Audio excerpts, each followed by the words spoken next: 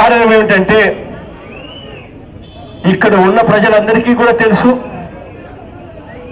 ఈ జిల్లాలో ఉన్న ప్రజలందరికీ కూడా తెలుసు, నంద్యాల చుట్టుపక్కల ఉన్న నియోజకవర్గాల ప్రజలందరికీ కూడా తెలుసు.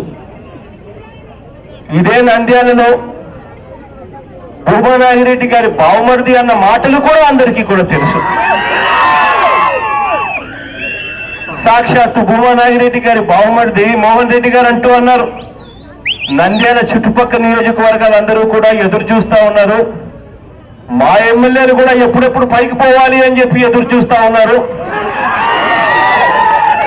కనీసం వాళ్ళు ఎప్పుడైతే పైకి పోతే ఎప్పుడైతే వాళ్ళు పైకి పోతారో అప్పుడే బై ఎలక్షన్స్ వస్తాయి.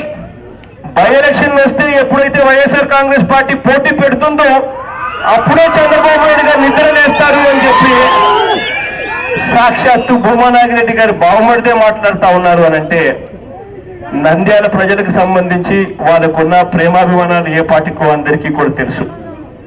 ఇదే చంద్రబాబు నాయుడు గారు ఎన్నికలకు ముందు ఇచ్చిన ఏ వాగ్దానాన్ని నెరవేర్చుకోలేదు.